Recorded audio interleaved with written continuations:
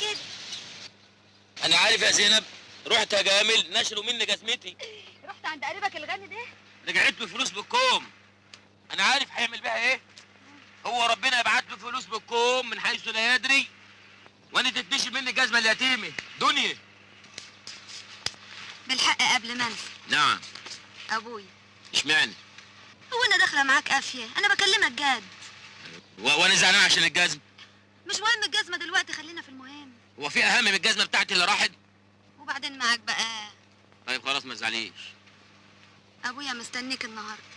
يا نهار اسود، ليه كفل الشر؟ اخص عليك يا شعبان، انا شر عشان تيجي تخطبني ولا رجعت في كلامك؟ ارجع في كلامي؟ ليه كلام برضه؟ هو انا بديك الساعه لما اجمع انا وانت يا زنوبتي تحت سقف واحد؟ طب ابويا مستنيك النهارده الساعه 7. ايوه طب بس اروح له ازاي وانا من غير جزمه؟ عريس بلا جزمه.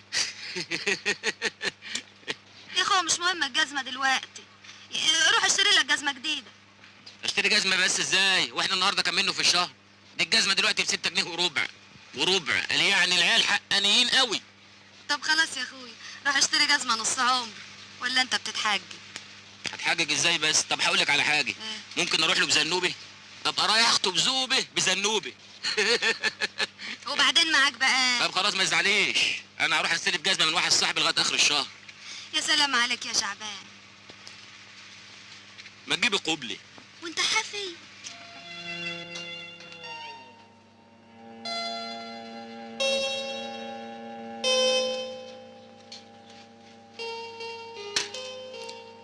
اهلا وسهلا يا ابني.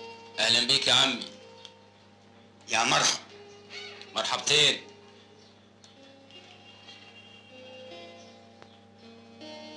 ما تقول حاجه يا ابني. هقول ايه يا عم؟ لا اله الا الله. انا عندي فكره انك زميل زينب في الشغل. الاصلاح الزراعي. اهلا وسهلا. اهلا بيك يا عم.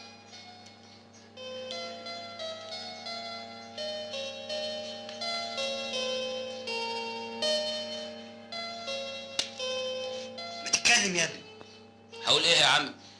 انا اصلا حضرت قبل كده مياتم وافراح وطهور، انما اول مره احضر خطوبه وما اعرفش هما بيقولوا ايه.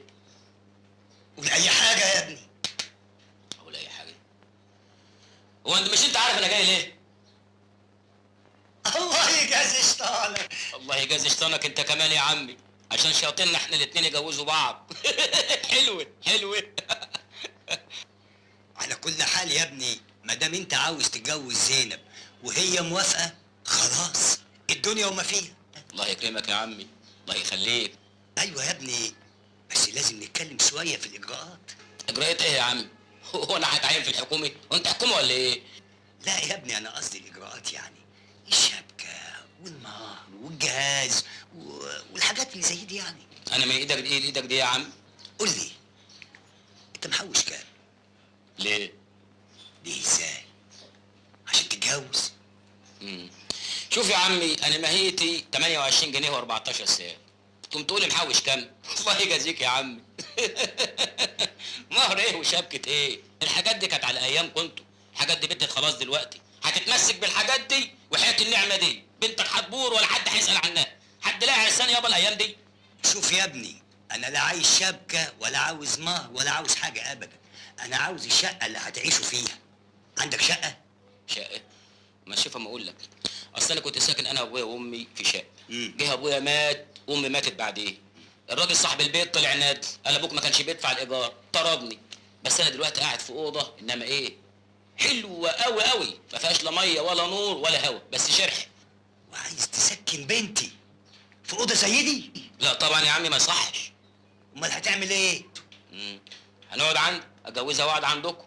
عندنا؟ ايوه، انت تقعد في اوضه وانا وزينب نقعد في اوضه، هي شقتك كم مطرح يا عم؟ يلا انتوا، يلا يلا بره. يلا. كم اوضه ايه يا ابني؟ ده انا البنتين بولادهم قاعدين على نفسي هنا، ده احنا في مسبحه. ومش دي بنتك برضه؟ هيحصل ايه يعني لما اقعد معاك ولا اتبريت منها على حظاني؟ ده احنا يا ابني ساعه الصبحيه بنقف على دورة الميه طابور ولا طابور الجمعيه. طب ما تعمل قطوع في الصاله. هقول لك على حاجه، انت مش عندك بلكونه؟ عندي. قفلها واقعد فيها انت ومراتك، وانا والعروسه نقعد في الاوضه بتاعتك. اسمع يا ابني، اللي عاوز يتجوز بيجي جاهز، عنده شقة. عندك شقة؟ ايه اللي شقه؟ هو انا سمسار ولا عريس يا عمي؟ اسمع يا ابني، تحضر الشقة على عيني وراسي، ما تحضرش الشقة مع السلامة. سكة اللي بره. اتفضل اتفضل. طب يا عمي بقول لك ايه، انا مستنيك يوم ما تقول لي انك جاهز وعجبت الشقة. كده برضو تكسفني يا عمي؟ مع السلامة. طب يا عمي، طب يا عمي، مع السلامة. طب وانا اجيب شقه منين دلوقتي؟ طب وانت كنت بقى بتجري ورايا ليه وتخليني اتعلق بيك لما انت ما انتش عايز تتجوزني؟ انا مش عايز اتجوزك. ايوه ما انتش عايز اهو ما انتش عايز تجيب شقه اهو. طب انا اجيب شقه منين دلوقتي؟ طب رينا اعمل ايه؟ اضل وادي حكمته. ده قال لي شقه بلدنا دي خلوها 2000 جنيه. يا اخويا بدل ما تفضل سلبي وتقعد تقول لي اعمل ايه يا زينب اعمل ايه يا زينب، تعال نحط دماغاتنا في دماغات بعض وندبر حالنا. لا دماغي ولا دماغك فيها فلوس، يبقى ايه فايده دماغتنا؟ وبعدين معاك بقى يا شعبان. انا لقيت الحل. احنا لو حوشنا مهيتك على مهيتي نقدر نجيب شقه، بس بعد سن المعاش. حلوه تبقى للورثه. يعني بقى لا انت عايز تجيب شقه ولا عايز تفكر تفكير سليم وكمان عمال تهزر لي.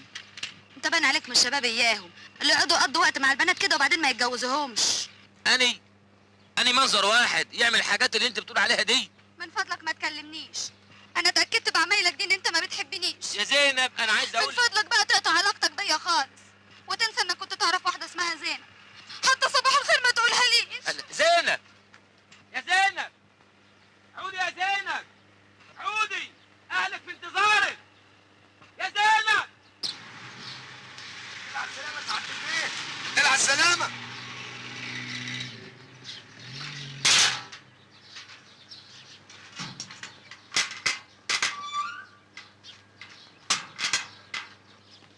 اهلا اهلا اهلا يا سعاده البيت. اهلا يا سعاده البيت. ده ايه النور ده كله يا سعاده البيت؟ اهلا اهلا بيك. اهلا. هتشتغلوني ولا ايه؟ ورايا في كل حته، واحنا نقدر نستغنى عن سيادتك؟ طول عمرنا ملناش قيمه من غيرك.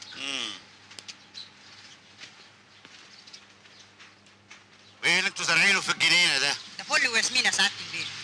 هعمل ايه انا بالفل والياسمين؟ عاوزين يمتعوا نظر وشم سيادتك. يزرعوا حاجه مفيده ليها فايده، ارقم ملوخيه، شويه باميه، مش تقول لي نظر وشم. معاك حق فعلا يا سعاده البيت، معاك حق. ولدي العزيز فريد، تحية طيبة وأرجو أن تكون بخير. وبعد أزف لك هذا النبأ الهام، فقد عادت الحراسة جميع أملاكنا وأقوم الآن بالتصفية، وسيتم بيع كل شيء خلال هذا الأسبوع، وما أن أحصل على المال حتى آتي إليك في فرنسا ليجمع الله شملنا مرة أخرى بعد طول انتظار. اطمن، الجميع هنا يعتقدون تماما أنك قد مت فعلا، والحمد لله إن هذا السر ظللنا محتفظين به طوال هذه السنوات. أوصيك بنفسك حتى أراك قريبا جدا جدا بإذن الله. والدك الغطريفي.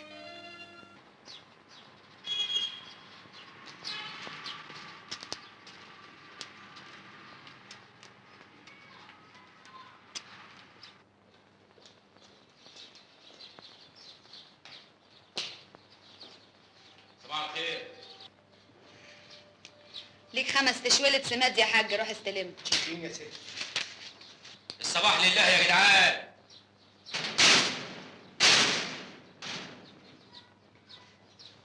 صباح الخير.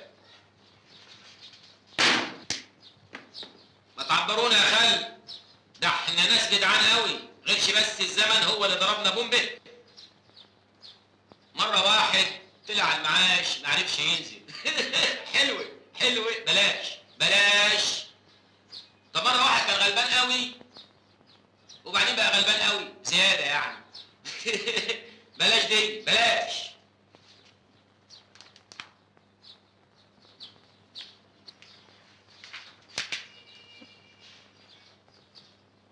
لقيتها زينب، لقيت الحل، هجيب الشقة بس في عبد جاه النبي خد ودي معايا.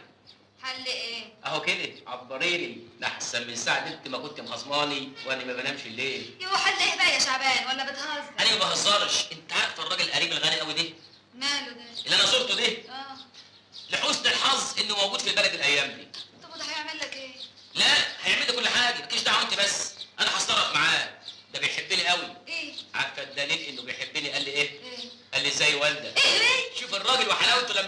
زي والدك. تستنيني في البيت النهارده، هاجي لك ومعايا الحل. سلام يا حبه القلب. ما تجيبي قبلي.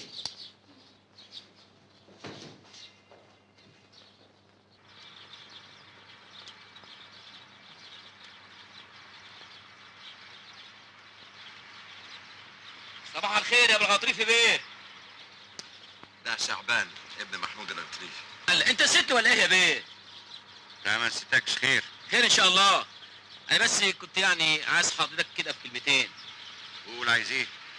بقول يعني اصل انا زي ما تقول كده يا ابو البيه داخل على مشروع جواز. مبروك. الله يبارك فيك. وكنت بقول يعني كده يعني اصلي انا كنت يعني زي ما تقول. الله ما تقول يا ابني وتخلصنا. حاضر يا بيه. تسمح لي اقعد يا بيه؟ انا زي ما تقول كده عايز شقه. شقة؟ تكونش فاكرني سمسار؟ لا يا بيه العفو لا سمح الله.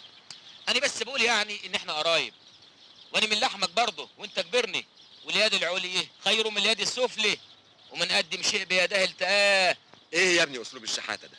عايز ايه؟ شحات ليه يا بيه لا سمح الله؟ انا بس كنت بقول يعني عايز من حضرتك 2000 جنيه سلف. ايه؟ سلف؟ ما تتجعزش يا بيه. ما هم انا عايز 2000 جنيه سلف وهردهم لحضرتك كل شهر 2 جنيه. هكتب لك بيهم كمبيالات، برضه ما حدش ضامن الموت من الحي. عارف يا بيه الشقه اللي انا هاخدها ايه؟ 3 مطارح، ربنا هيكتب لك في الجنه 3 مطارح بعفشه ميتهم. ايه الولد المعتوه ده قاعد الجواز؟ يلا يا شعبان فرصه تانية. فرصه ايه يا ابو عبد الجواد؟ يا ابو الغطريفي طلع الولد ده بره، انا مش ناقصك، مش عايز وجع دماغ. اخص عليك يا ابو الغطريفي اخص. طلع الولد ده بره. حاضر بس اهدى سيادتك تعال. هو انا عملت حاجه تزعل؟ لا ابدا بس تعالى معايا يلا. يا ابو الغطريف طب خليهم 3 جنيه كل شهر يا ابو الغطريف. اطلع بره. يطلع بره فين؟ هتودي الفلوس دي كلها فين؟ خليهم على قلبك كده. طب يا ابو الغطريف.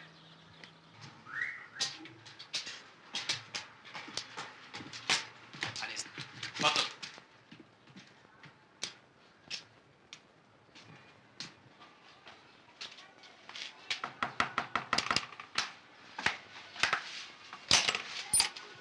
اهلا يا شعبان. افندم. انتوا بعتولي. ايه الحالة اللي عندكم؟ حالة؟ سيادتك يا فندم غلطت. ده العيان فوق في الدور الفوقاني. انا مش دكتور، انا السباك. مين يا زينب؟ ده البيه السباك ياما. هو حضرتك سباك؟ ايوه. يعني بتصلح حنفيات وبوابير جاز؟ ايوه. اتفضل.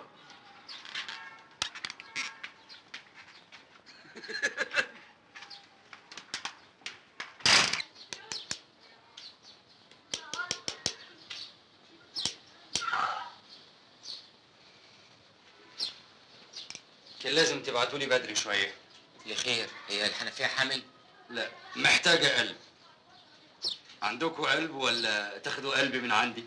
قلب؟ لا احنا ما عندناش قلب. طب من فضلك نشف المية علشان اعرف اشتغل. لا تطمني ما تتخضيش.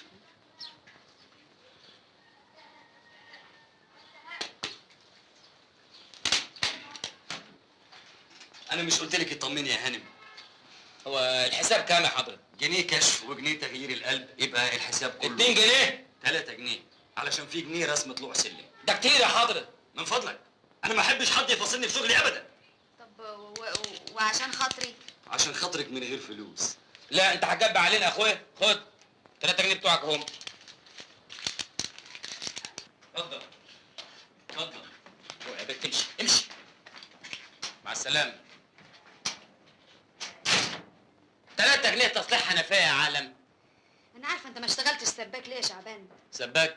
عيب يا زينب عيب. ده انا راجل محترم. ده انا اهلي صرفوا عليا دم قلبهم. انا معايا ثانويه عامه، رحت مدارس وجيت من مدارس وابتديت من جدول الضرب وقالب ب ت. ده كفايه الاستاتيكا والديناميكا ومركز الثقل وتقولي لي ابقى سباك؟ طب خلاص انت بالك نافش ريشك كده. تكونش قابلت قريبك الغني؟ ايوه طلبت منه 2000 جنيه. 2000 جنيه؟ طب عال اتفضل بقى، ابويا زمانه جاي دلوقتي. قول لي وجبت الفلوس الحمد لله؟ انا طلبتهم بس. ايه هيديهم لك امتى؟ مش هديهم لي. امال ايه؟ طردني. طردك؟ امال انت جاي ليه؟ جاي عشان اتحايل على ابوكي كمان مره. تحايل على ابويا؟ انت عارف ابويا ما بيحبش الحال المايل، لو سمع الكلام الفاضي اللي انت بتقوله ده هيمنعنا اشوفك خالص. طب اعمل ايه بس انا يا زينب؟ العين بصيره واليد قصيره. اعمل ايه؟ اعمل ايه بس يا عالم؟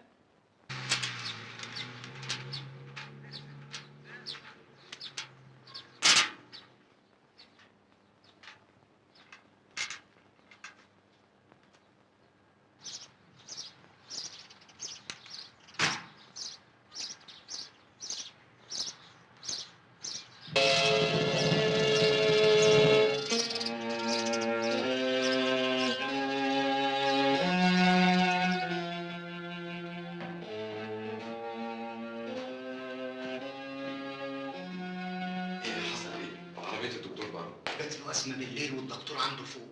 هي دي أول أزمة له، ده ب7 أرواح. خير يا دكتور؟ الباقية في حياته. لكن ده صحته كانت اتحسنت كتير. دي حاجات بتاعت ربنا. الله يرحمه.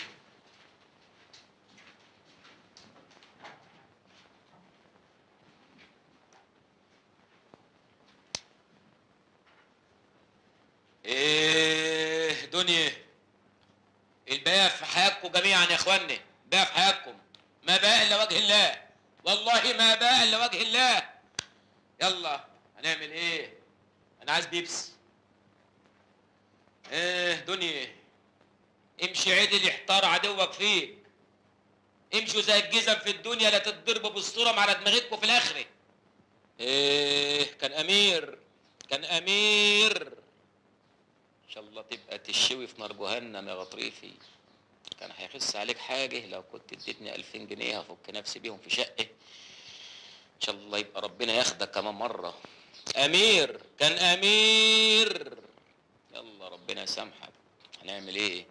امشوا زي الجزم في الدنيا لا تتضربوا بالبلغه القديمه في الاخره. انا بقول لكم اهو. يلا. عملت حصر بالممتلكات وحسبت التركة. طبعا حوالي 6 مليون ونص. 6 مليون جنيه يا ما انت كريم يا رب. هينوب كل واحد مننا كام يا سعد جواد؟ مش وقت الكلام ده دلوقتي.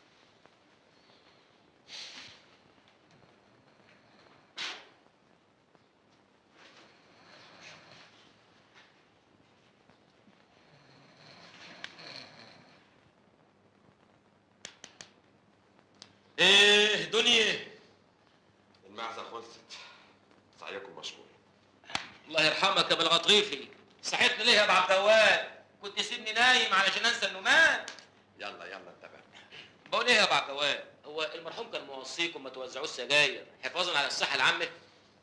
المعزة خلصت. طيب هو انتوا مش هتعشوني؟ يلا بقى. يلا امشوا زي الجزم في الدنيا لا تتضربوا على قفاكوا في الاخره.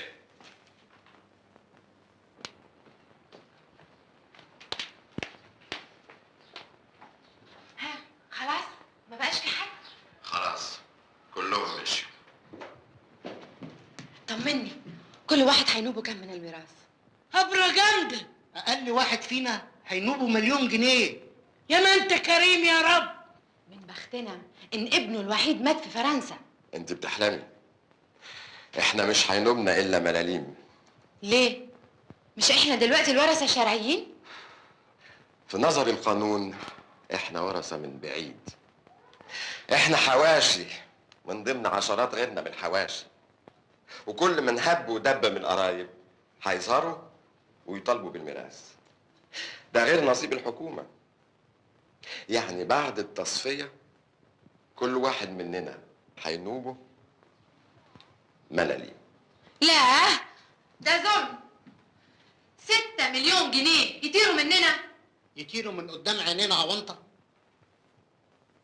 مفيش غير حل واحد. ايه هو؟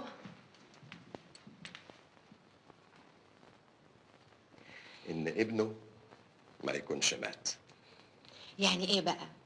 ابنه فريد مات وشبع موت، ولو كان عايش كان هيورث لوحده. اسمعوني بس. ابنه مات ده صحيح، لكن الحكومة ما تعرفش انه مات علشان ماشي الخارج. مظبوط. مظبوط. لو جبنا واحد وقف قدام الحكومة وقال أنا فريد الغطريفي هياخد الثروة كلها. قصدك على الاصلاح الزراعي من ماهيتي اهو. شعبان. مين؟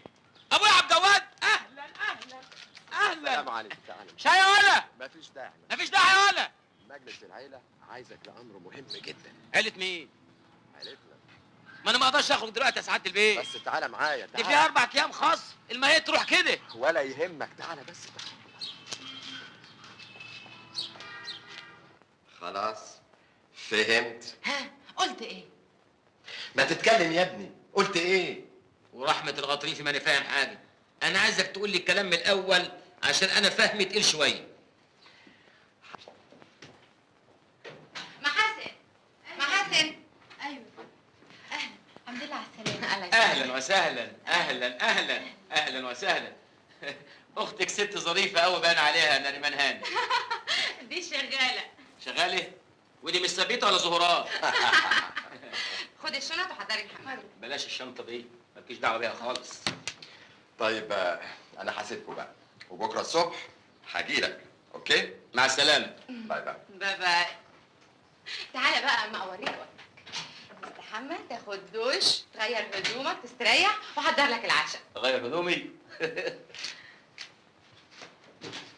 اغير هدومي. الحمام جاهز يا فندم، اي خدمه؟ لا متشكر. متشكرين قوي. متشكرين قوي قوي قوي.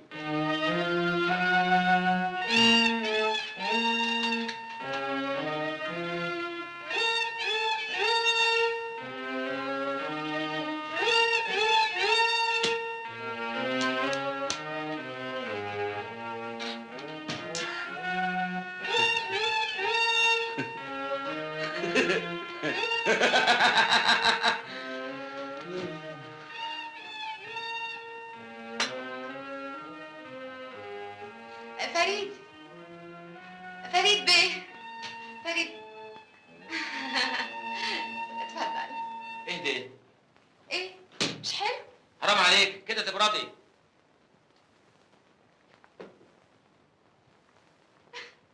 ايه اللي انت بتعمله ده؟ انا خايف عليك تجيلك نزله برد ولا حاجه تنزل لك اللوز. طب اتفضل اتفضل.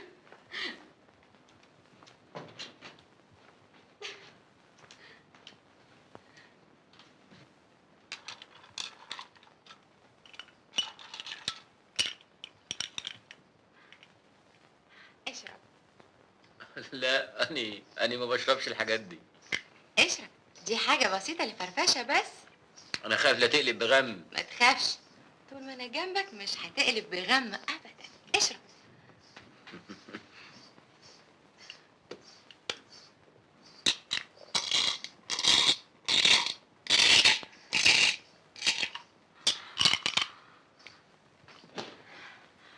ما تقدرش تتصور انا سعيدة بيك قد ايه يا فريد. قصدي من يوم ما شفتك وانت عاجبني. ده كباب كباب ده. اه.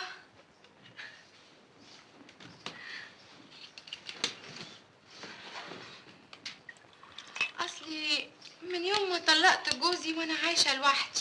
وحضرتك اللي طلقتيه؟ اه. عينيه كانت زايغه، مع ان كل اللي يشوفني يقول لي مفيش احلى من كده. وانت رايك ايه؟ انا بس خايف لا تنزل لك اللوز.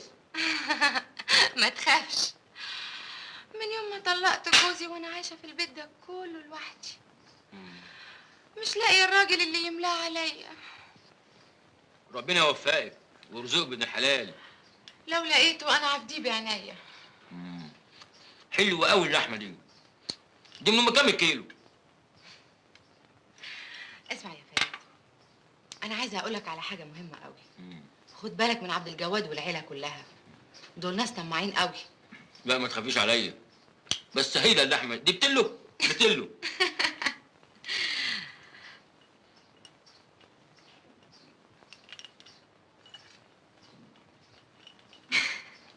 فريد. نعم. انا شايفاك مش مستريح في القعده. تحب اشيل لك الشنطه بمعرفتي؟ لا ده انا مستريح قوي. حد يبقى قاعد على 3 مليون ومش مستريح؟ انا مش مستريح قال.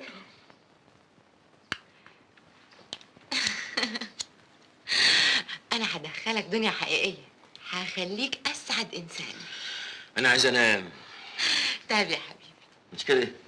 بس اللحمه دي هايله متلو.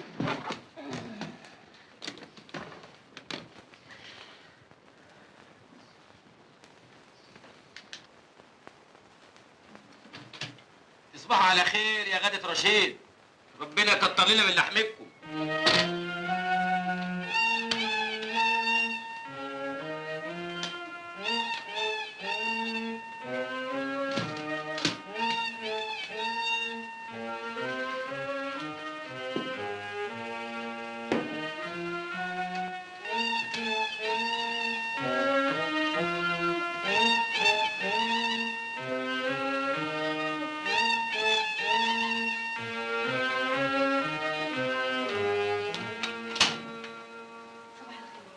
فريد بيصحي؟ ايوه يا فندم، هو بيفتح. اتفضل.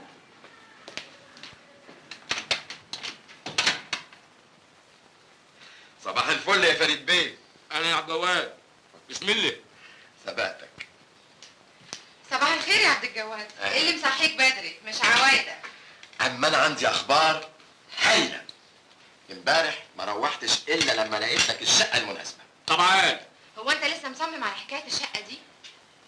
اصلي انا ريمان هانم من احلامي الكبرى ان يبقى ليا شقه خاصه بتاعتي لوحدي. كام حته سكر؟ 7. طبعا ليك حق ان يكون لك شقه لوحدك. مش كده؟ اه. والشقه دي فين ان شاء الله؟ في الزمالك جنبك. تحب تشوفها؟ قوي. هلبس واجي معاك. مفيش داعي، مش عايزين نتحجج. يلا بينا؟ يلا بينا، انا جاهز.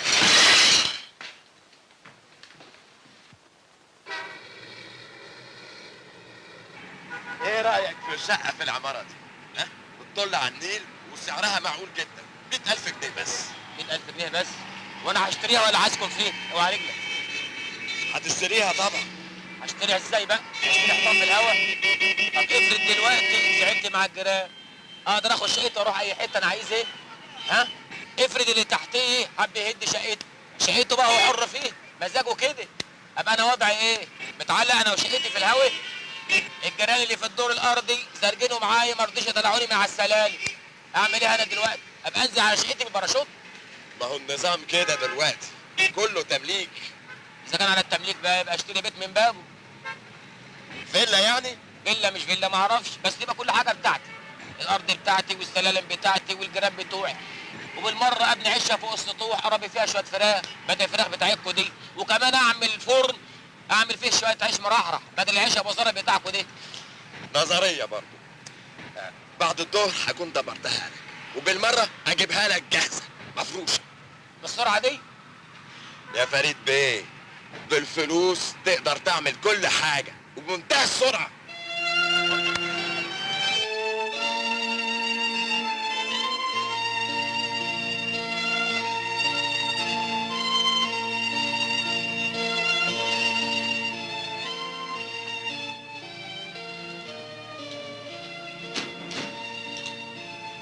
اتفضل.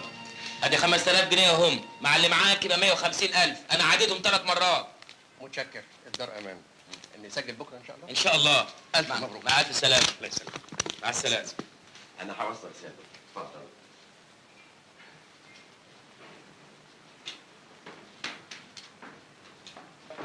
تمام يا فندم؟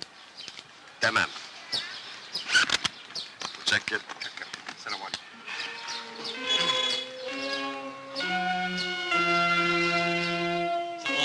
مع السلامه يا محمد. ألف مبروك يا فريد بيه. دي بيعة لقطة. هات. يا فندم؟ هات العمولة اللي خدتها من الراجل بره.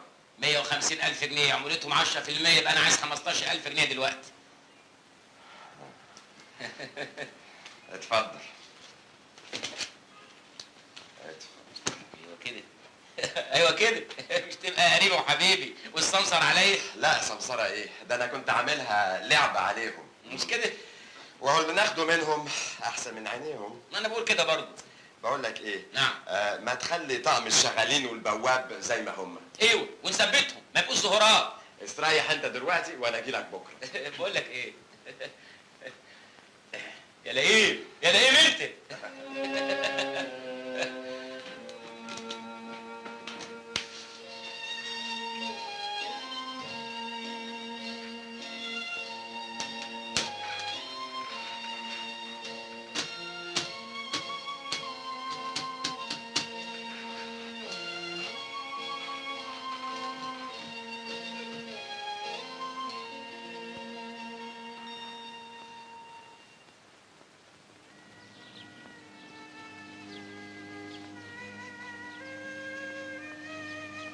زينب ساعة المغربية وحينما يميل قرص الشمس الدامي بين الأطلال اذكريني.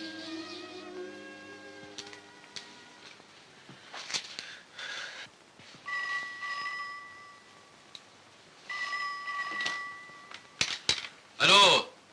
الو دودي، مساء الخير. دودي مين يا ست انت؟ ما عندنا حد اسمه دودي هنا، النمرة غلط. مش فريد بيه؟ انت ما عرفتش صوتي ولا ايه؟ انا نريمان. أهلا يا رمرم هانم، ماني دودي وانت رمرم. رمرم؟ الله. اسم دلع يجنن. الف مبروك على الفيلا. انا خدت النمره من عبد الجواد، حبيت اكون اول واحده تهنيك. عشت يا رمرم الله يحفظك. انت عندك ايه الليله؟ لا بقى، انا الليله دي في تجلي ما بعده تجلي. ما كنتش احلم ان انا وهم هنبقى في يوم تحت سقف واحد.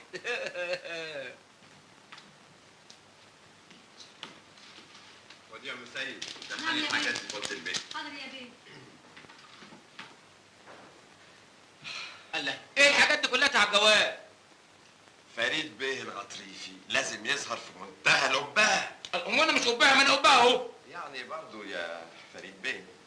بقول لك ايه، ما تاكل فحل البصل ده. لا مالناش فيه ده. طوعني كله هيخليك زي الحمار. انت حر. قال قول لي يا جواب، انت حسيتني في مصر كده من 4 حيطان؟ لا ازاي؟ ده انا عامل لك بروجرام يجنن. ايه هو؟ المتحف الزراعي، القناطر الخيريه، جنينه الحيوانات. متحف زراعي ايه؟ بقى انا جاي من الفلاحين توديني متحف زراعي؟ يا راجل انت، انا عايز حاجات من بتاعت الناس العتاوله دي.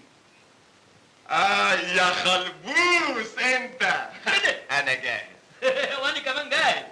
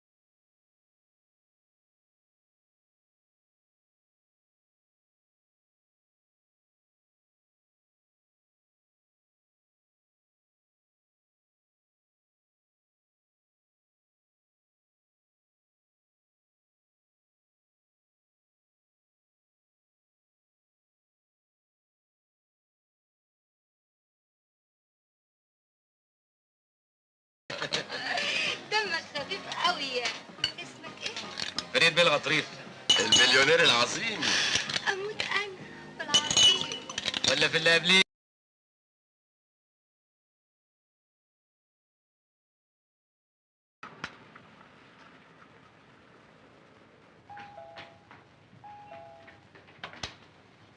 يا فندم، هو عبد المغفل ما قالكيش مش عايزين النهارده ولا عايز يسترزق وبس؟ جرى ايه يا ست انت؟ وانا جاي اشحت منكم ولا جاي اغسل لكم الغسيل؟ لا العفو، انت ارفع من ذلك. يو يا ست من فضلك هو. ايه في ايه الدوشه دي؟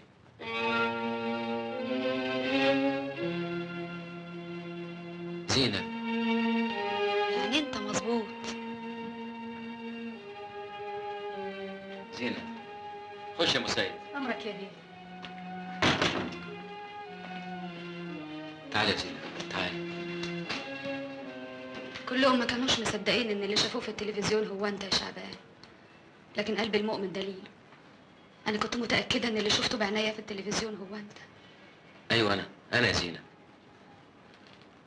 وايه الحكايه؟ ايه اللي حصل؟ كنا فين وبقينا فين؟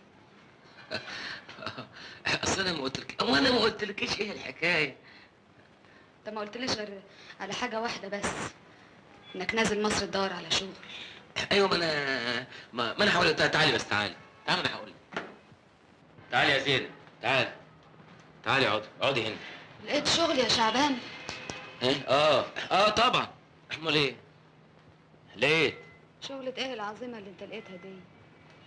شغلة ايه اللي تخليك تعيش في القبهة دي ما بين يوم وليلة؟ اوعى تقول لي انك لقيت خاتم سليمان ولا ورثت خالك اللي مات في اسطنبول. اصل عصر الحواديت ده انتهى. حواديت ايه يا زينب وخيال ايه؟ ده انا اللي حصل لي اقرب من الخيال. اني جالي عبد على العموم مش وقته، وانا هبقول لك بعدين يا زينب. تقول لي ايه؟ تقول لي ايه وتعد لي ايه؟ انت يا فندم بكل اسف سرقت لك سرقه. عيب يا زينب، وانا كنت حرامي ولا كنت حرامي؟ خلاص بلاش، تبقى اختلست لك اختلاسه. اختلس من مين؟ من الاصلاح الزراعي؟ اختلس منه ايه؟ شويه برسيم؟ ده انا بصرفه في الجمعه قد ميزانيه الاصلاح الزراعي ب 3 اشهر. طب فهمني لما انت ما انتش مختلس، ولما انت ما انتش سارق لك سرقه، ولما انت بتكسب بالحلال قوي كده. ايه العيشه المفنجره اللي انت عايشها دي؟ ها؟ لما انت عايش بالحلال ما جتليش البلد ليه يا شعبان؟ 100 سؤال يا شعبان مش لاقيه لهم جواب.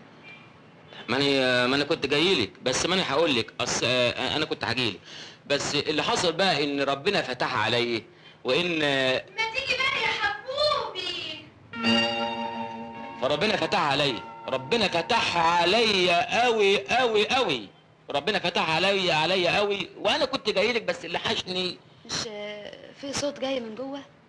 ما في صوت، بس ما انا هقول لك الصوت ده جاي من ايه. الصوت ده جاي يا زينب لان انت عارفه القاهره مزدحمه بالسكان، والفيلل في مصر كل فيله جنب الفيلا الثانيه، فتلاقي الفيلل ملزقه ببعض، وبالتالي الاصوات تتداخل في بعض، فتبقى قاعده كده تلاقي الصوت جاي لك وانت قاعد. فالصوت بقى، انت عارف احنا كام؟ انت عارف يا زينب احنا 43 مليون. 43 مليون نسمه، يعني 412 طفل في الدقيقه، 6112 طفل في الساعه، 72,000 طفل بيتولدوا في اليوم.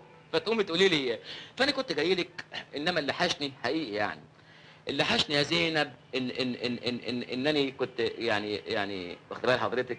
يلا يا حلو تعالى بقى. الكثافه السكانيه يا زينب بتخلي الناس تهج، يعني شوفي بتقول لك يلا يا حلو تعالى بقى، لان الزحمه تخلي الناس تقول يلا يا حلو تعالى بقى من كتر الزحمه. يعني هو دلوقتي يعني مش الصوت ده جاي من جوه؟ لا، ده جاي من الزحمه، جاي من يلا يا حلو تعالى بقى، لان الناس بتبقى هجه ببعض وزحمه ببعض، فتقول يلا يا حلو تعالى. 412 مليون طفل في الدقيقه يا زينب. انا كنت جاي لك يا زينب، انما اللي حشني حقيقي يعني. يرحمني من جوه تعالى بقى. يا روح قلبي من جوه، ما بقول لك يا روح قلبي من جوه، لان الكثافه السكانيه من جوه منين بقى؟ لان الناس زحمه، ففي ناس قاعده في حتت جوه قوي، فهم الناس عايزين يهجوا من الاكلان اللي هم فيه، يقول لك يلا يا حلو تعالى بقى. 412 طفل في الدقيقه يا زين. الاكلان يخلي الواحد يقول يلا من جوه كده. يلا من جوه تعالى بقى. شعبان، نعم. ايه السر اللي انت مخبيه عليا يا شعبان؟ انت عايش عيشه غريبه قوي يا اخي. ايه ده انت عايش عيشه زي اللي بيقولوا عليها ليلاء حمرا. حمرة ايه وخضرة ايه يا زينب؟ ايه الكلام الكبير اللي انت بتقوليه ده؟ عيب، انا مش بتاع الحاجات دي، وانا لا اسمح مطلقا. ايه الحكايه؟ ايه التاخير ده كله؟ دي اصلها يعني اصل العيال لما بيتولدوا بيفوروا على طول، فتلاقي جسمها فاير مع ان هي مولوده دلوقتي، يعني مولوده في ساعتها، فدي كثافه سكانيه يعني. فيا زينب انا عايز اقول لك على حاجه، انا مش عايزك تسيء الظن بيا مطلقا. لان ايه الحكايه؟ مش عايز تيجي ولا ايه؟ دي لسه موجوده دلوقتي اهو، لان حتى تلاقيها لابسه البافيتا بتاعتها هي بتبقى بيضه، فالعيال بس هم بقى جسمهم فاهم كثافه السكر. 412,000 نمشي يا شعبان مليون عيل انت في حياتك. زينب، ما انا ده كل الكثافه السكانيه يا زينب. ما تسيبها تمشي وتيجي بقى، دي القعده من غيرك ملهاش طعم. شوف، مش هما بيقولوا ان احنا 40 مليون؟ لا، احنا كلنا 20 مليون، ودي ال 20 مليون التانيين، فكثافه سكانيه يعني. شعبان، البني ادم اللي كنت اعرفه خلاص انتهى. خليك انت في عيشتك الفارغه وبقابلني، وخدها مني كلمه حكمه، من فات قديم وتاه يا شعبان. زينب انا هقول لك، اصل كل دي كثافه سكانيه يا زينب. ايه ده يا بنت؟ مش هناكل. اكل ايه؟ عندك على الحفل قوي؟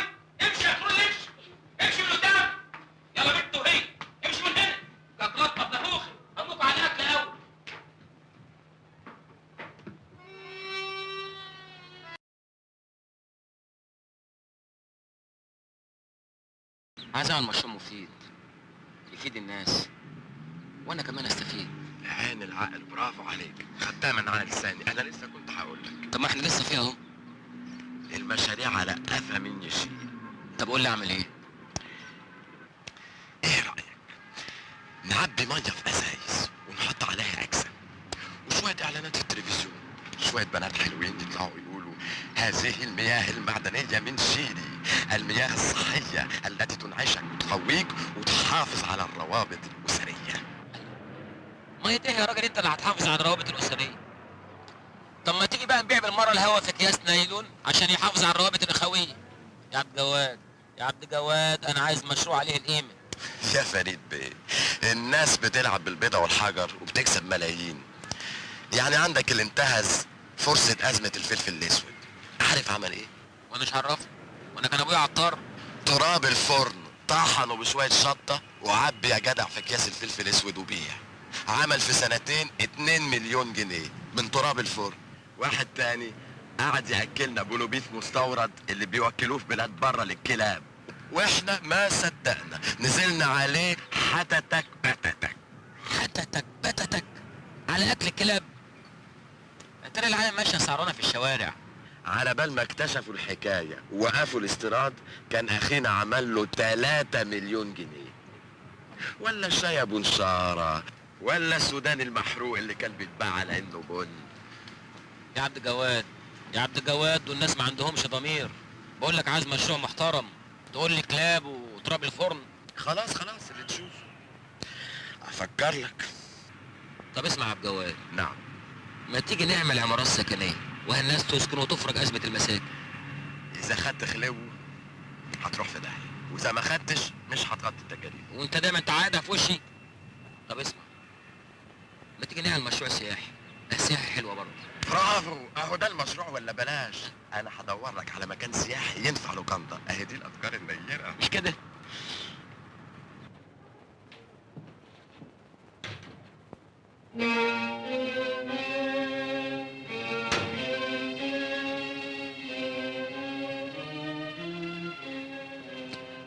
اهلا وسهلا. السلام عليكم.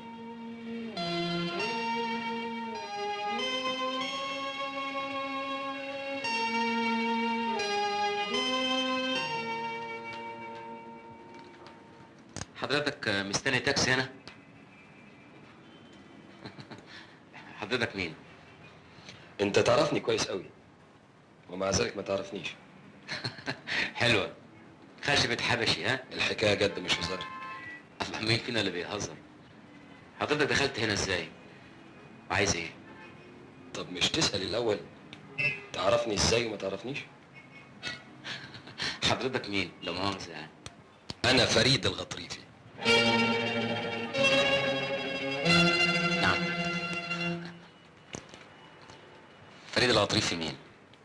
فريد الغطريفي ابن الغطريفي بيه اللي حضرتك منتحل شخصيته. هو حضرتك عبيط ولا شكلك كده؟ هي دي الحقيقة. وفجأة وأنا في أوروبا بالحركة الوضيعة اللي عملتها عشان تلهف ثروة أبويا بعد ما شركائك أوهموك إني مت. إيه رايح فين؟ لا ولا حاجة، بس هكلم واحد صاحبي اسمه عبد الجواد، هو واخواته. لا الموضوع ده يهمني أنا وأنت. أنت اللي استوليت على ثروة أبويا، فالحساب يبقى بيني وبينك أنت. أبوك مين؟ أنا فريد الغطريفي. أنت عايز إيه بالظبط؟ عايز إيه؟ عايز الفلوس. 6 مليون جنيه. طيب ثانية واحدة أروح أعبيهم لك في شنطة وأجيبهم لك، ولا أقول لك اسمع، أنا أكلم عبد الجواد عشان برضه يجيب الفلوس بتاعته ونعبيهم في شنط وتشيل. شوف اسمع، أنا مش عايز تريقة. أنا هكون عملي معاك. ثروة أبويا كاملة أنا مش عايزها، وبدل ما نخش في تحقيق ونيابة أنا يكفيني مليون جنيه والباقي حلال عشان. لا ما بدهاش بقى. إيه هتكلم مين؟ هكلم البوليس يجي يحكم ما بيني وبينك. حقيقي اللي اختشوا ماتوا. أنا برضه اللي اختشوا ماتوا. أنت نصاب، بس نصاب عبيط. لو كنت أنت فريد الغطريفي زي ما بتقول ما كنتش طلبت مليون جنيه بس. إنما اتضح إنك أنت عبيط جديد في الصنعة. يعني مش عايز تتفاهم بالذوق. يا ابني أنا فريد الغطريفي ابن الغطريفي الله يرحمه. مفيش قوه في الدنيا تثبت عكس كده. تيجي انت بمنتهى البساطه اتفضل مع السلامه، بدل ما اجيب لك البوليس هو اللي يخرجك. كده اهو. انا ماشي ومديك 24 ساعه تفكر. اذا ما كنتش هتعقل انا هعقلك. انا هدفعك الثمن غالي، هخليك تندم طول حياتك. ومفيش سلام عليكم. السلام عليكم. مفيش عليكم السلام.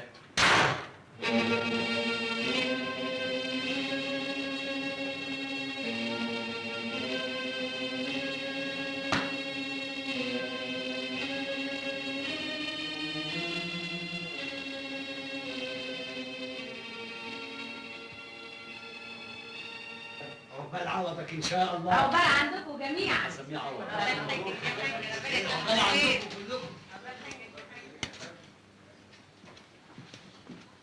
يلا يا بنتي، احنا هنسيب الناس قاعدين وانت قاعده لوحدك.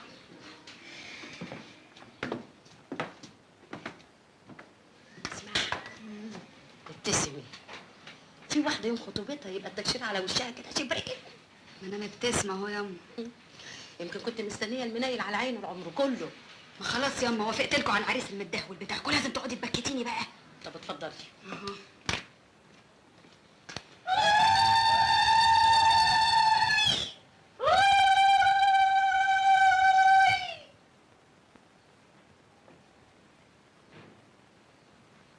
عاوزين نقول مبروك بقى.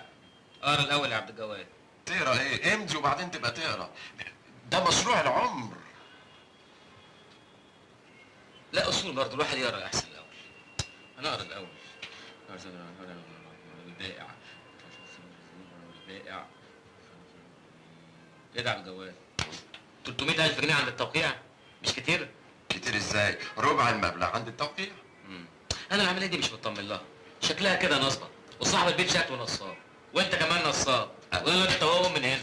يلا يا حبيبي، يلا يا اخويا بلاش مفيش شاي كمان. قوم انت وهو من هنا، قوم يا حراميه. يلا يا حبيبي، انت بتنح ليه؟ يلا يا اخويا، يلا ما تتنحش معايا. انت رايح فين؟ ما تتنحش. يلا اتفضلوا مع السلامه. يلا مستنيين ايه؟ الاستاذ فريد الغطريفي. انا فريد الغطريفي. حضرتك الاستاذ فريد الغطريفي؟ ايوه انا الاستاذ فريد الغطريفي. طب اتفضل معنا حضرتك. اتفضل معاكم فين؟ خير. معايا امر بالقبض عليه. بالقبض عليا انا؟ ليه؟ محمد عز المحامي حاضر عن المتهم. متهم انت رخ؟ استنى لما نشوف ايه الحكايه. في ايه يا حضرتك؟ هتعرف كل حاجه في النيابه. نيابه؟ نيابه ايه؟ لو سمحت اتفضل معنا. نيابه ايه يا عبد الجواد؟ انت مش شايف حاجه ساعه ليه طيب؟ نيابه ايه؟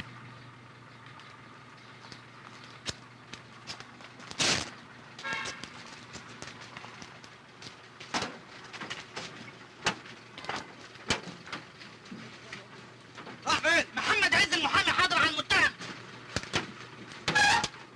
ايه يا عبد الجواد؟ انت ما انتش جاي ولا ايه؟ هحصلك على النيابه. هتحصلني على فين؟ النيابه. محمد عز المحامي حاضر عن المتهم. يا سيدي استنى لما نشوف المصيبه الاول وبعدين يبقى اقول. محمد عز المحامي حاضر عن المتهم. اتفضل. حضرتك الاستاذ فريد الغطريفي؟ ايوه طبعا فريد الغطريفي. افتح المحضر. معاك بطاقه؟ طبعا معايا بطاقه، همشي من غير بطاقه يعني. وبالاطلاع على البطاقه اتضح انه المطلوب فعلا هو اسمه فريد ابراهيم الغطريفي، المواليد الاسكندريه قسم محرم بيه. وعلى هذا الاساس قررنا حبسه 4 ايام لحين. حبس 4 ايام؟ حبس 4 ايام ده ايه؟ يعني كده هو لا احم ولا دستور، مش هعرف ايه الحكايه الاول. جرايه فريد 9 سنين نسيكوا اللي عملته ولا فاكرنا احنا نسينا؟ الله تنسوا ايه وانسى ايه يعني؟ انا مش فاهم حاجه. في حكم غيابي صادر ضدك بالاعدام. اعدام؟ اعدام؟ اعدام؟ اعدام اللي هو يعني احب افكرك الحكم ده كان ليه ولا افتكرت؟ الرقاصه اللي قتلتها نوال. نوال؟ انا قتلت نوال؟ نوال مين؟ نوال مين؟ واعدام ايه بيه؟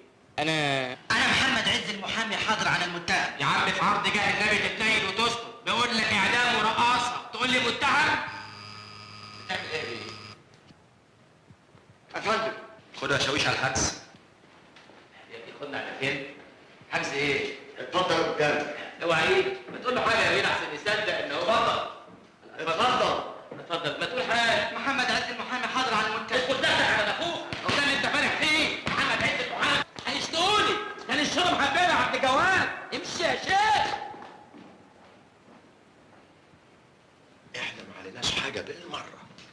احنا بعيد عن كل شبهه. لازم اعصابكم تبقى زي الحديد، والا هنروح في داهيه كلنا. احنا ما عملناش حاجه واحنا مالنا. انتوا بتخرفوا.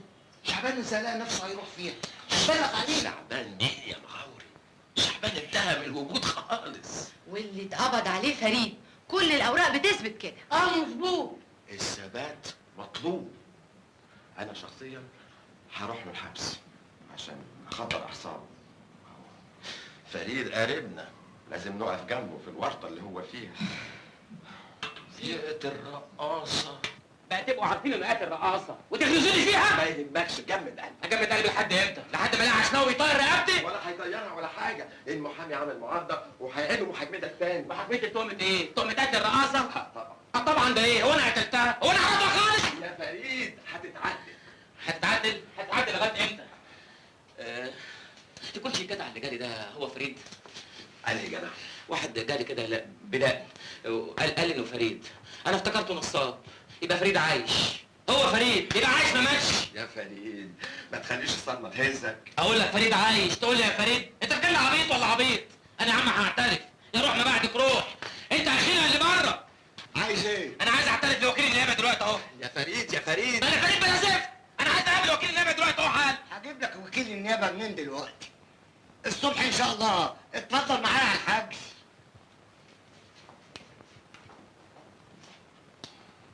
يا سعادة البيت، أنا عمري ما كنت فريد، أنا شعبان، واد غلبان، تافه من عامة الشعب، ما أعرفش حاجة، أقتل إزاي؟ ده أنا ما أعرفش أتفرج على فرخة مذبوحة، جم قالوا لي اعمل فريد عشان خاطر حكاية الورث والفلوس، إنما أنا شعبان، وجالي واحد بدقني كده هو فريد الغطريفي، أنا عمري ما كنت فريد، أنا شعبان، ما تقول له عبد الجواد.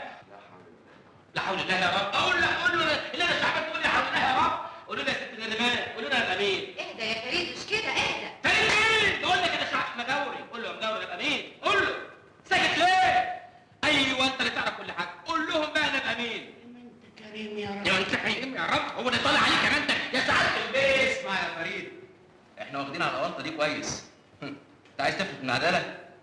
خدها شويش على الحبس. حبس ايه؟ حد تجديد المحاكمه وتأييد الحكم. لا حول الله. اتفضل اتفضل روح يا اخوانا، انا شعبان. اتفضل. انا شعبان يا اخوانا، حرام عليكم. يا اخوانا انا شعبان.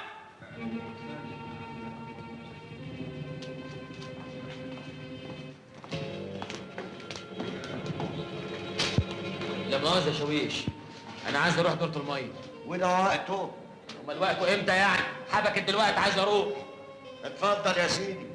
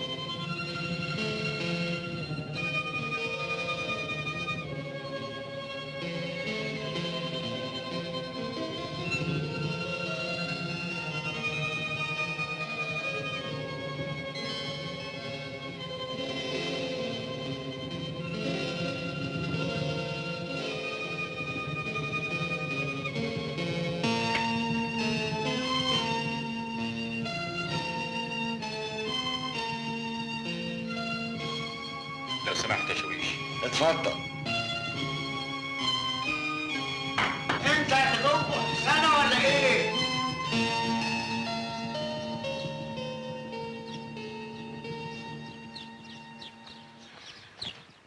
زينب.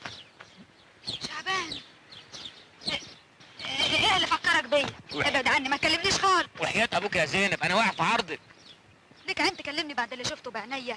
امشي خالص، امشي بعيد عني. يا زينب ده مش وقته، انا حياتي على كف عفريت. احسن، خلي عمايلك البطاله اللي في مصر دي تنفعك. عمال بطلت ايه؟ انا محكوم عليها بالاعدام. يا خبر اسوس، حتى البصمات. حتى البصمات يا زينب، حتى البصمات. حته دين ورطه. ايه ورطه بعقل؟ طب والحل ايه؟ مفيش حل غير ان انا اروح الاوضه اللي انا كنت ساكن فيها ادور على اي اوراق تثبت ان انا شعبان. ليه عملت في نفسك كده يا شعبان؟ ليه استعجلت ليه؟ هي الدنيا تحلو ولا بشقاها؟ هو ده وقته يا زينب؟ يلا يلا شوف اي ورقه ولا اي حاجه.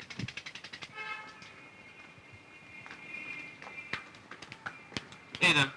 امال فين القفل اللي كان على الباب؟ ده مقفول من جوه. كان حد سكنها غيرك؟ سكنها غيري ازاي؟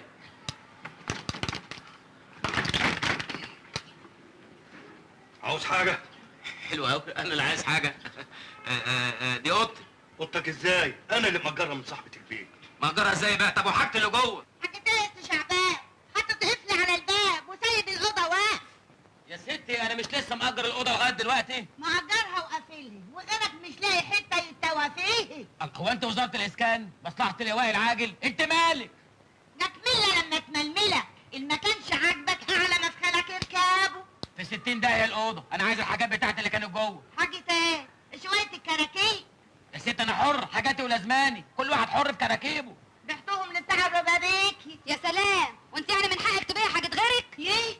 امال ايه يا ضناي؟ امال اخد الاجره منين يا ضناي؟ ياما يلا يا شعبان مفيش فايده، خلاص يا اختي اقعدي بالعافيه. يعافيكي يا اختي. كراكيب، الكراكيب ايه؟ كراكيب ايه يا ابو كراكيب؟ تعال تعال، خلاص خلاص، يلا يلا يا شعبان.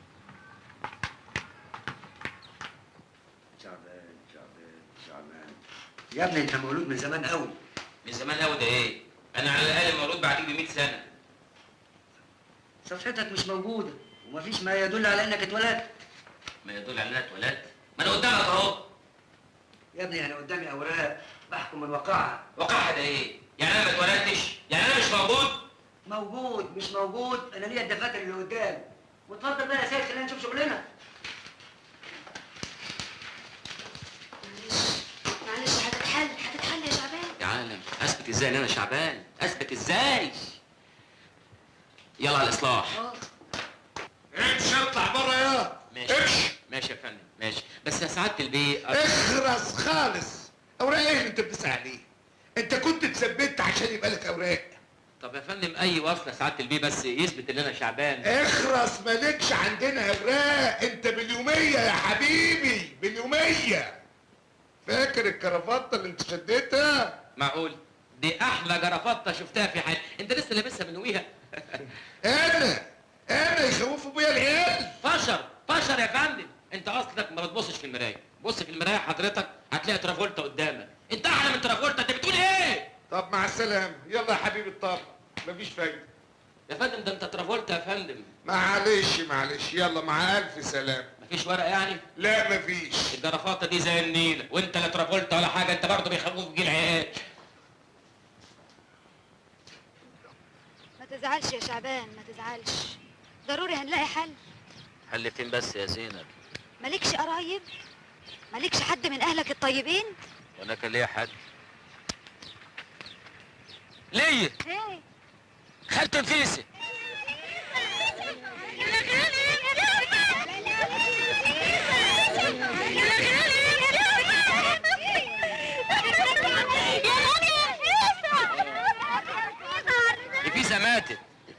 نفيسة ماتت، عاشت 92 سنة، ما تموتش الا النهارده. تعالي عالم ياهو، اثبت ازاي ان انا شعبان؟ انا عارفه دي حاجه بقت تحير، اللي ما سابولك ورقه واحده تنصفك يا شعبان. انا تعبتك معايا يا زينب. اخص عليك، ازاي تقول كلام زي ده؟ تعالي اقعدي هنا. انا تعبت، انا حاسس ان انا تايه. زينب ايه؟ انا ماليش حد غيرك في الدنيا دي. يعني هو انا اللي ليا حد غيرك يا شعبان؟ المهم دلوقتي هتبات فين؟ مش عارف. لا، ما هو انت لازم تلاقي حته تستريح فيها وتتدارى عن انظار البوليس، زمانهم دلوقتي بيدوروا عليك. هو البوليس عارف مكاني هنا فين بس؟ ايه برضه يا شعبان دول لهم طرقهم. على رايك. اسمع، ايه؟ تجيش اخبيك فوق السطح بتاعنا؟ ايه بايخه؟ طب اقول لك حاجه، عارف الست اللي كانت ساكنه جوه؟ بقول لك ايه؟ ايه؟ انا هنفذ ريبه البهايم بتاعه الاصلاح. تنام مع البهايم؟ مالهم البهايم؟ اصحابي عارفيني من ايام ما كنت بشتغل معاهم في الاصلاح. يلا يلا روح انت مع السلامه وانا هتصرف. يلا يا زينب يعني يلا. هلاقيك في الزريبه؟ يلا مع السلامه وانا هتصرف عشان ما يقولوش عليك في البيت. طب مع السلامه يا شعبان. مع السلامه يا زينب، مع السلامه.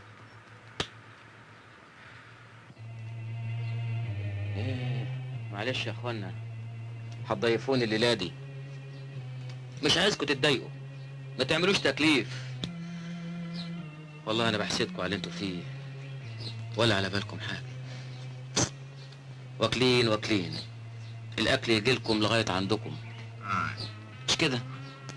ولا فيه حقد ولا فيه تصارع، والمكان اي حته تناموا فيها، مطرح رجليكوا تناموا على طول. لا شقه 4 اوض ولا صالون ولا سفره ولا مطبخ ستانلس ستيل ولا موكيت من الحيط للحيط. الله ينعل ابو الفلوس. ما كنت عايش كويس يا شعبان، كنت عايش كويس، انت اللي جبت لروحك. يا اختي يا اختي خد ابنك وخشي جوه. ليه؟ عشان ما عملتيش الورق. راح فين يا زينب؟ واحده صاحبتي ياما في المستشفى، راح اوديلها الاكل. بالليل كده يا بنتي لما يشوفك خطيبك وانت خارجه بالليل كده يقول عليك ايه؟ خطيبي؟ قرطوا لي الوز. طب يا زينب لما يجي ابوكي يعرف شغله معاك طولي بالك عليا. يا اختي خيلتيني انت الاخرى، خد ابنك وخشي جوه. يا اختي قطيعه الخلف واللي بيخلفوه. شعبان. مين زينب؟ ايه؟ خضيتك؟ لا ابدا يا زينب، ايه اللي جابك دلوقتي؟ كنت هسيبك تنام من غير عشاء. يا حبيبتي يا زينب، تعرضي نفسك للكلام علشاني. لو حد شافك معايا في الزريبه في بلدنا دي تبقى كارثه. ولا يهمك، المهم انت هتعمل ايه؟ مش عارف يا زينب.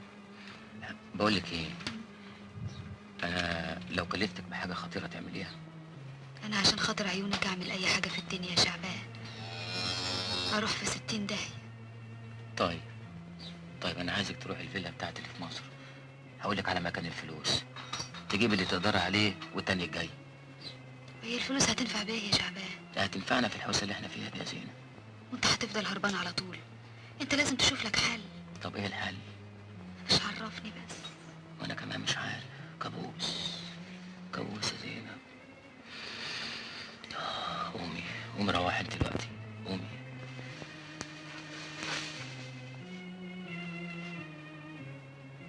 مش عايزه اسيبك. انا كمان يا زينب.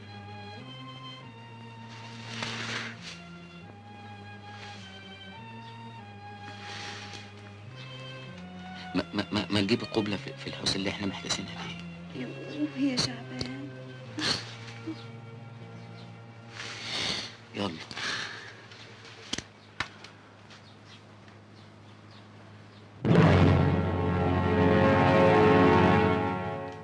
الله، مش الصورة دي للجدع اللي اسمه شعبان؟ ايوه هو ده. مش معقول يا ابني. الايه؟ في ايه؟ تصوروا ان اسمه فريد مش شعبان. مش اسمه فريد، اسمه شعبان. يا جدع انا بقول لك اللي مكتوب قصادي. انت هتيجي ازدق الحكومه؟ الحكومه تعرف اكتر منك ومني. هو الجرنان بيكذب؟ مادام بيقول اسمه فريد يبقى اسمه فريد. هو عمل ايه؟ ده قتل واحده رقاصه. بقى كان عايش معانا ومسمي نفسه شعبان وهو اسمه فريد. ده مجرم خطير. الغريب انه كان معايا امبارح وقال ايه؟ بيسأل على ورقه. اتاريه.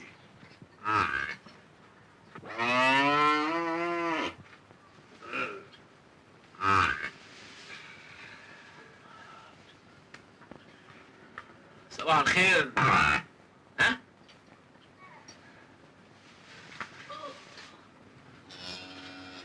نشكركم على حسن الضيافة.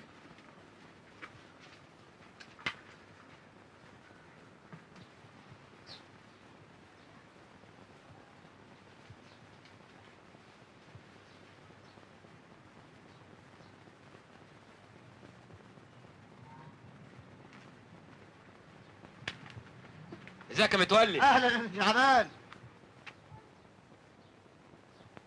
فريد، ده فريد يا رجاله. فريد اللي قتل الرقاصه. امسك يا ولد، اجري يا ولد، علق عليه. انا هقول لكم. هقول لك على كل حاجه. استنى بس. ده فريد اللي قتل الرقاصه. رقاصة مين؟ انا هقول لكم على كل حاجه. انا حدث الوكيل انا وانت. يا راجل هقول لك على كل حاجه. انتوا اصلكم ما انتوش فاهمين اي حاجه. انا هقول لكم. تقولوا قدام حد دلوقتي. الوكيل. انا هقول لكم على كل حاجه. ايوه. طيب عال اهو البيه الوكيل اهو. ايوه. قول لهم بقى يا بيه انا بقى مين. الله بقى تضحك علينا المده دي كلها يا قتال القتله وتسمي نفسك شعبان. يا بيه انا شعبان فعلا، الموظف الزهرات اللي اشتغلت معاك 4 سنين. ما انتش فاكر لما كنت بهزاك واشدك بالجرافات؟ انت نسيت؟ سيبك من الكلام ده كله، انت اسمك فريد وصورتك في الجورنال اهي. الجورنال هيكذب؟ ايوه يا حضره الوكيل، بس سيادتك مش واخد بالك، ما ده شعبان اللي كان موظف عندنا، انت ناسيه. انا هشرح لك، اصل حصل يا بنتي سيبك من الكلام ده، ما توديش بنفسك في داهيه، ده مجرم. يا اخوانا انا شعبان. يلا يلا يلا يلا خدوها على البوليس. يلا على البوليس. انت فرقت الرجاله. انا مش شعبان. يلا يلا يلا يلا خدوها على البوليس. نادي على الشهود. الجدع ده جاني من 4 سنين. هو مين؟ هو ايه؟ معرفش. لكن بقى تطوراته كانت غريبة. وأول ما شفته كده قلت الواد ده مخبي حاجة. هي ايه؟ معرفش. لحد بقى ما قرينا حكايته في الجورنال وعرفنا كل حاجة. هو قال لي ان اسمه شعبان وعرفناها على كده، انما اصله فصله العلم عند الله يا سعاده البيت، والجورنال بيقول اسمه فريد، والاهرام ما يكذبش يا سعاده البيت. ما كانش بيدفع اجره ابدا. يا ستي خلينا في موضوعنا. امي قالتها لي كلمه حكمه، مالكيش دعوه بحاجه. يعني يا ولاد توديني في داهيه علشان امك قالت لك مالكيش دعوه بحاجه. ايه؟ وانا مش عارفني كنت رمضان ولا شعبان؟ وانا كنت دخلت سريرتك؟ هو قال لي اسمي شعبان شعبان شعبان. يا حضرة القاضي الله ينسيك، احنا ورانا عيال مش عاوزين مسؤولية. ده شعبان ولا مش شعبان؟ الله اعلم، انت ادرى يا سعادة البيت. طبعا فريد. احنا هنتوه عن فريد الغطريفي. ده فريد ابن المرحوم الغضريفي بيه، طول عمره متربي معانا. انا فريد برضه يا مغاوري يا مغاوري يا مغاوري يا ابن المغاوري. لسه مش عارف ايه الحكاية؟ تعرف الشخص ده؟ الشخص ده محكوم عليه بالإعدام. يا ما انت كريم يا رب. كل ده كلام فارغ، ده شعبان، انا متاكده انه شعبان. فريد ايه ورقصت ايه اللي هيقتلها؟ هو ده يعرف يقتل بورس؟ هو شعبان، انا متاكده انه شعبان. وسيادتك بقى متأكدة منين؟ هي الناس بتتاكد من الناس ازاي يا اخواتي؟ هو شعبان وخلاص.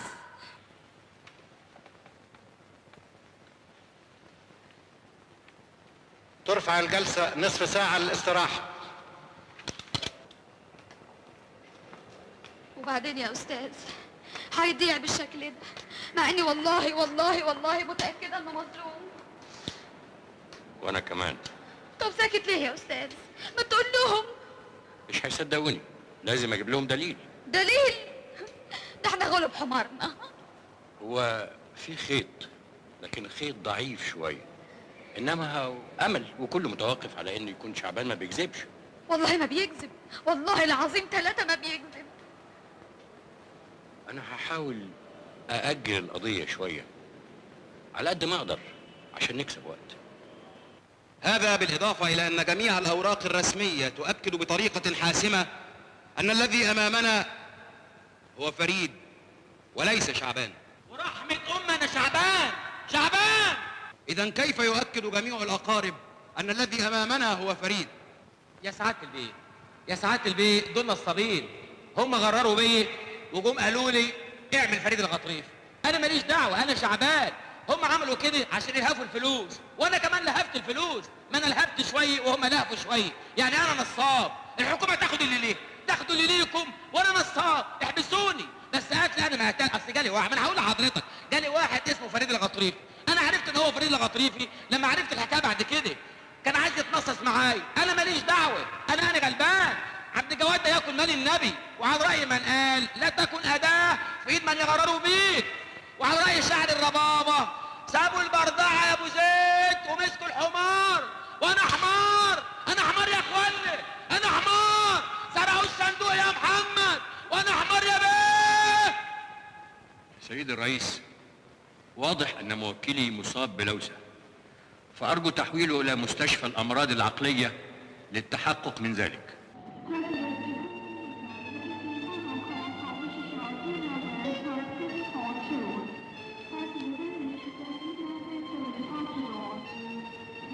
اسم سيادتك؟ موجود عند سعادتك. يوسف نور الدين.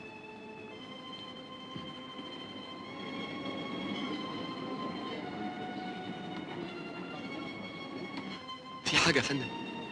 استنى شوية.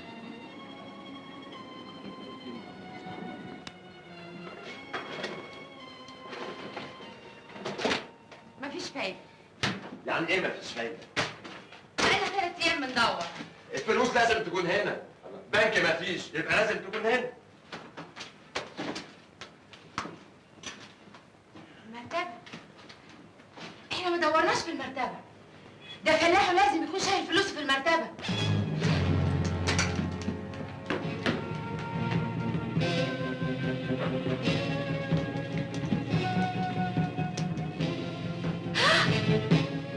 فلوس. هات الشنطه وعبي.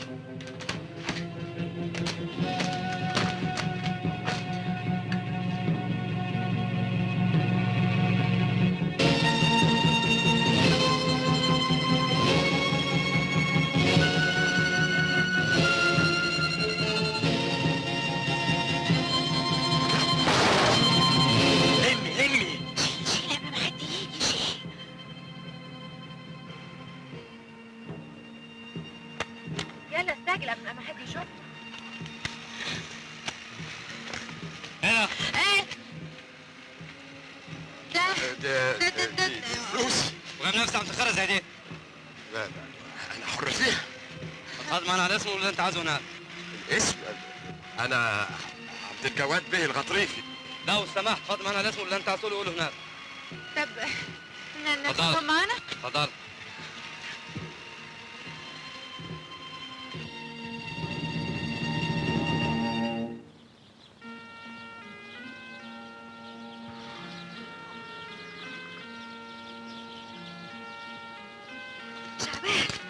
شعبان مبروك يا حبيبي، خلاص المشكلة اتحلت. مسكوا فريد الغطرفي في المطار، ومسكوا كل اللي شهدوا ضدك زور ورموهم كلهم في السجن. خلاص يا حبيبي، مسكوا الحمار وسابوا البرداع. شعبان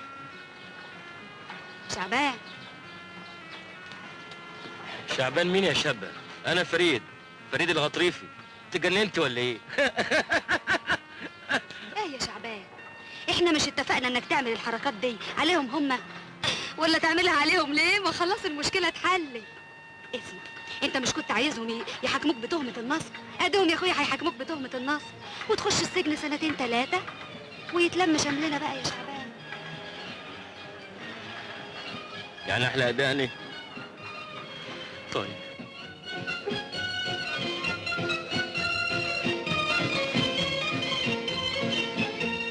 مع السلامة يا شعبان. مع السلامة يا زينب. سلامة، خلي بالك من نفسك. أمان عليك يا زينب كل مغربية، وحينما يميل قرص الشمس الدامي بين الأطلال اذكريني. إيه زي فاتح حمامة بالظبط. وأنا زي عماد حمدي. مع السلامة. مع السلامة يا زينب.